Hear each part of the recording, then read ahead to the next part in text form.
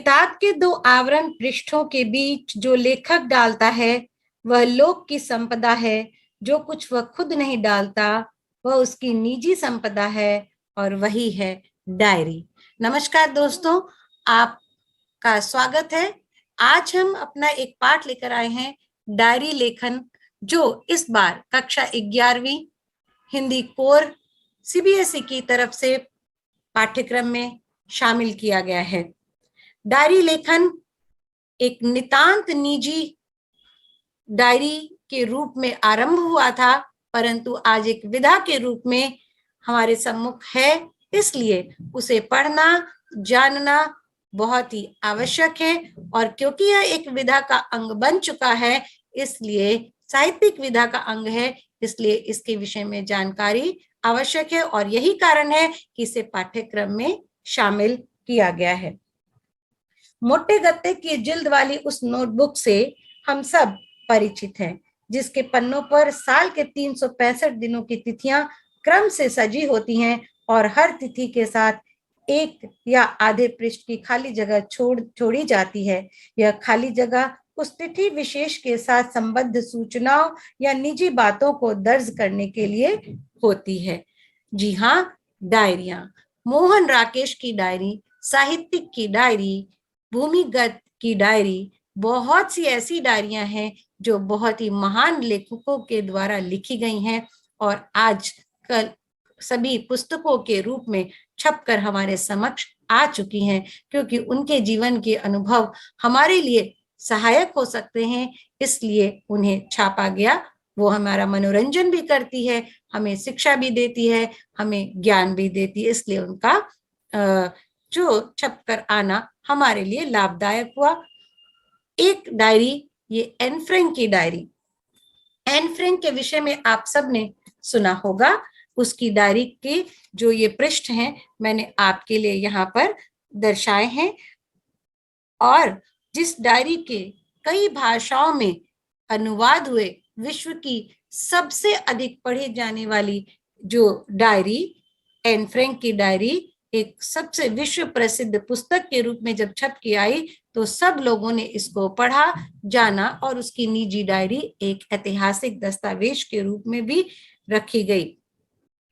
यहाँ मैंने एक आपके सामने पुस्तक रखी है जो हमारे एक प्रदीप सर भाषा शिक्षक हैं, हमारे मार्गदर्शक हैं। उन्होंने अपनी एक जो डायरी लिखी जिसमें उन्होंने अपने आरंभिक काल, शिक्षण के क्षेत्र में अपने आरंभिक काल से लेकर के अब तक के जितनी भी उन्होंने गतिविधियां करवाई, जो भी उनके शिक्षण विषयक अनुभव रहे, उनको बड़े ही खूबसूरत तरीके से अपनी डायरी में लिखा था। और अब वह डायरी जब पूर्ण हो चुकी तो उन्होंने हम सभी शिक्षकों के लिए एक, क्योंकि वह उपयोगी थी, एक पुस्तक का रूप दिया और एक शिक्षक की डायरी हमारे लिए, हम सब शिक्षकों के लिए एक मार्गदर्शक के रूप में आ चुकी है। तो आज हम पढ़ेंगे इस पाठ के अंतर्गत डायरी क्या है। नितांत निजी स्तर पर घटित घटनाओं और तत्संबंधी बौद्धिक भावनात्मक प्रतिक्रियाओं का लेखा जोखा है डायरी। इन्हें हम किसी और के लिए नहीं, स्वयं अपने लिए शब्दबद्ध करते हैं। तो इस परिभाषा से यह सिद्ध होता है कि इसमें एक व्यक्ति की निजी भावनाएं होती हैं, उसने जिन घटनाओं को देखा होता है, जाना होता है, उन समय उसकी क्या भावनात्मक स्थिति होती है, उसकी क्या प्रतिक्रियाएं होती हैं, उन सबको यदि वह शब्दों का सहारा दे करके अपनी डायरी में लिख लेता है ताकि भविष्य में भी वह उनको पढ़ सके, उसको रिकॉर्ड के रूप में रख सके, तो वह एक डायरी होती है। अब हम जानेंगे डायरी लेखन के कितने प्रकार हैं।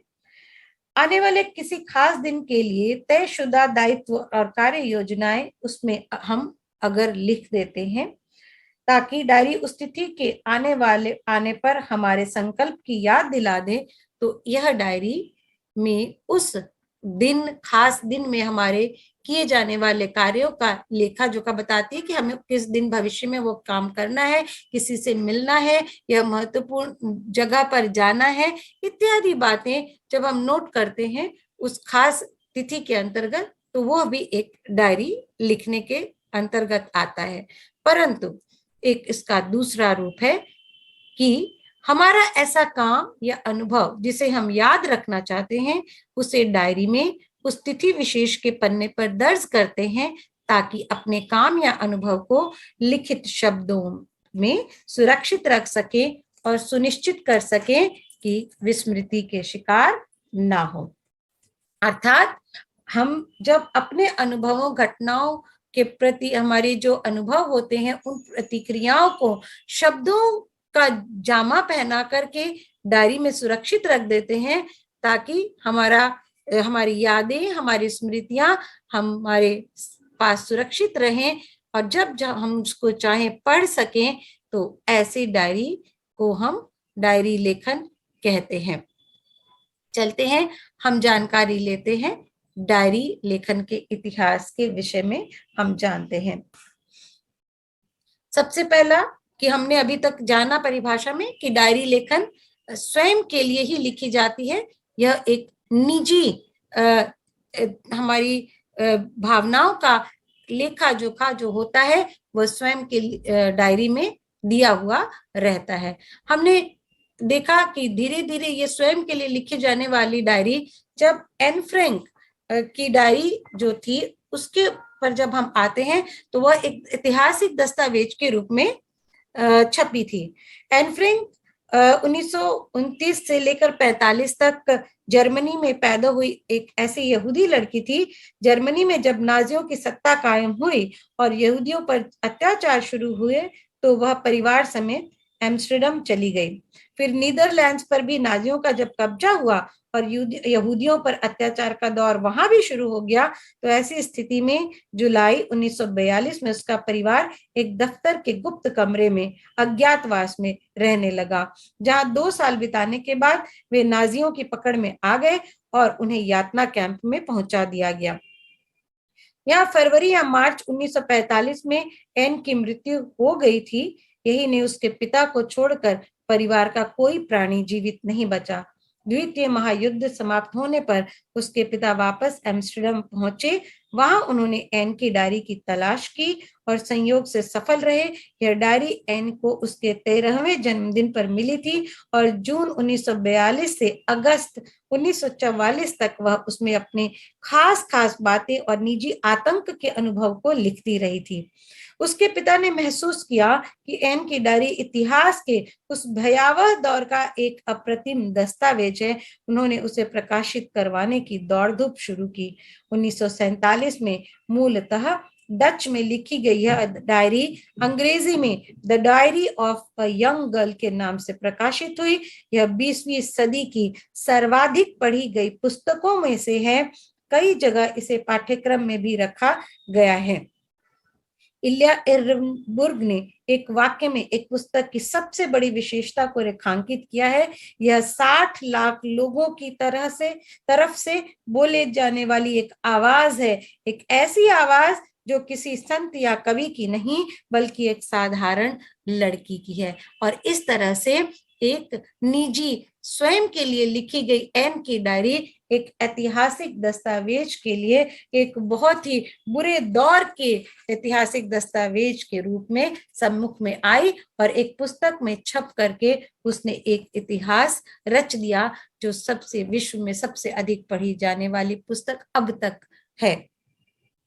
इस तरह से यह सिद्ध होता है कि जो निजी जिंदगी तथा उसके दौर में झांकने में डायरी एक महत्वपूर्ण कार्य करती है। अब आते हैं बड़े रचनाकारों की डायरियां।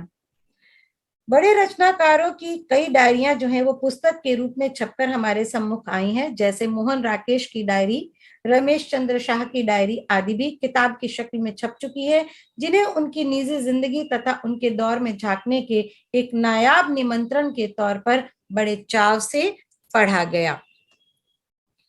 यात्रा वृत्तांत के रूप में भी डायरी के कई रूप लिखे जा चुके, कई डायरियां जो हैं यात्रा वृत्तांत के रूप में लिखी जा चुकी हैं।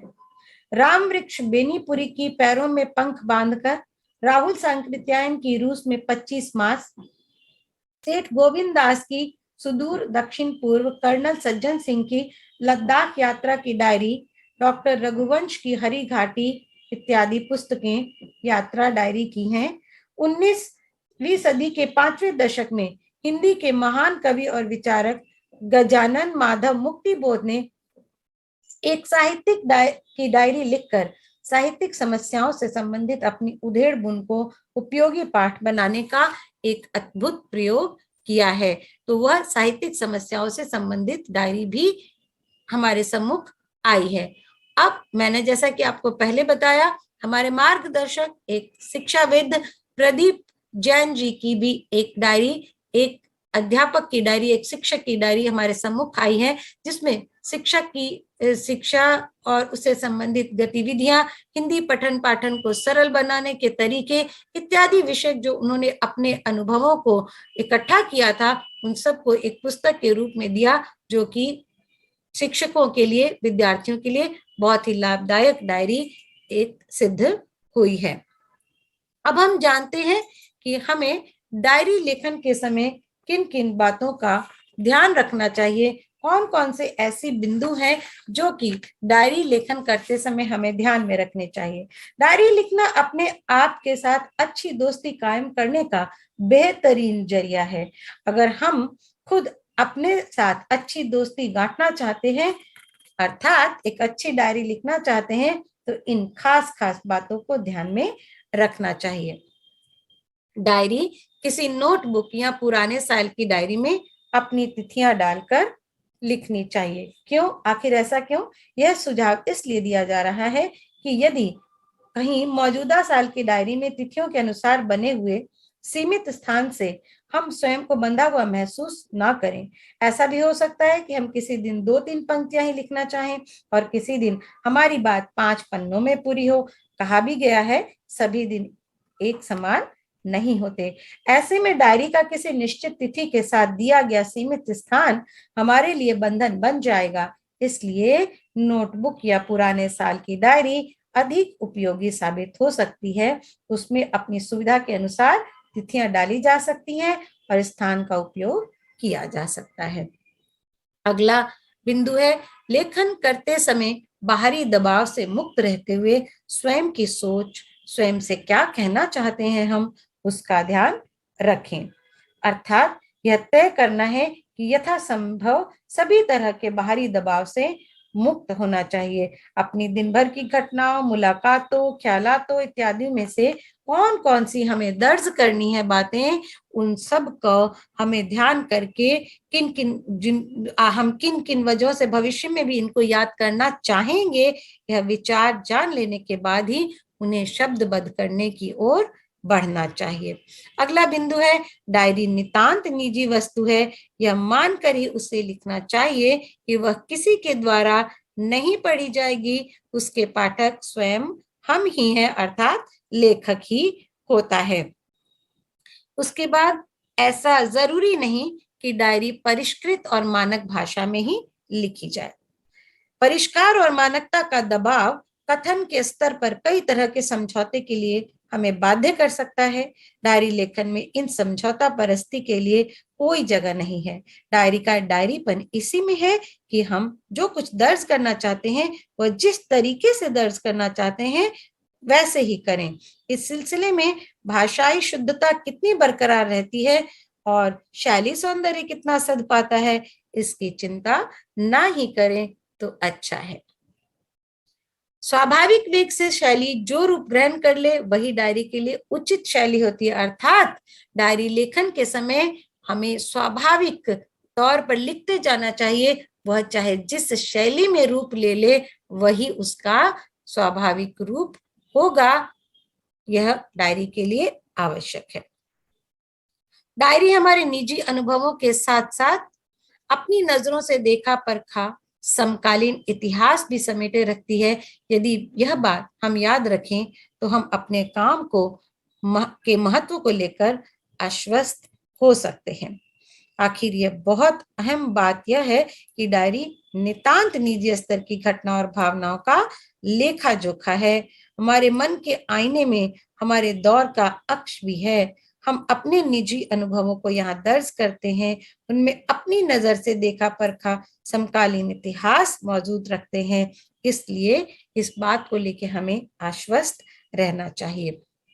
अतः यह जानना बहुत जरूरी है कि डायरी लेखन के माध्यम से खुद को अपना ही हालचाल हम बताते हैं और वही बताते चलना चाहिए, तभी डायरी शुद्ध डायरी लेखन के अंतर्गत आएगा। आशा करते हैं आपको हमारा यह पाठ बहुत अच्छी तरह से समझ में आया होगा।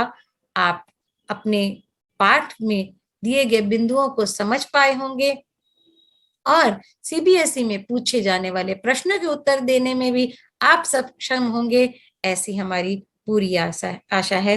अब हम आपके लिए एक छोटा सा काम लेके आए हैं। यदि हमने आपको डायरी पाठ पढ़ाया है तो हम चाहेंगे कि आप भी डायरी लिखने की विधा को अपना लें। आप स्वयं की एक डायरी लिखना आरंभ कर दें। कुछ बिंदु हम आपको दे रहे हैं जो कि आप अवश्य लिखें। आज पहली बार आपने स्टेज पर भाषण दिया, अर्थात पहली बार जब भाषण देने के समय आप उसके पूर्व आपने क्या अनुभव किया था, देने समय क्या हुआ, कुछ अच्छे या कुछ बुरे अनुभव भी हो सकते हैं, और उसके पश्चात भाषण देने के पश्चात क्या प्रतिक्रियाएं हुई, उन सबको शब्दबद्ध कीजिए और डायरी में लिख डालिए। प्रिय मित्र से झगड़ा हो गया हो, अगर आपका प्रिय मित्र जो कि बहुत ही अटूट दोस्ती में आप बंधे हैं जिनके साथ, यदि उनसे झगड़ा हो गया तो आपका अनुभव कैसा रहा, आपको कितना दुख हुआ, उसके लिए आपने क्या प्रयत्न किए, वह भी आप लिख सकते हैं। परीक्षा में आपको सर्वोत्तम अंक मिले, उस खुशी के में आपने क्या अनुभव किया, उस समय आपकी क्या क्या प्रतिक्रिया रही, उसे भी डायरी में अंकित करें। परीक्षा में आप अनुत्तीर्ण हो गए, दुख का इस जो दुख की ये जो घटना है आपके साथ हुई, आपने क्यों अनुत्तीर्ण हुए, क्यों आप जब हुए तो कैसा आपको अनुभव हुआ, इन सबको अगर शब्दबद्ध करके लिखेंगे तो आपकी भावनाओं का विरेचन भी होगा, ऐसी हमें पूरी आशा है। आप स्वयं को हल्का भी महसूस करेंगे और भविष्य में उनको पढ़ करके आप प्रेरणा भी लेंगे कि नहीं, इस तरह के कार्य हमें नहीं करने चाहिए थे, जिससे कि हम अनुत्तीर्ण हो सकें।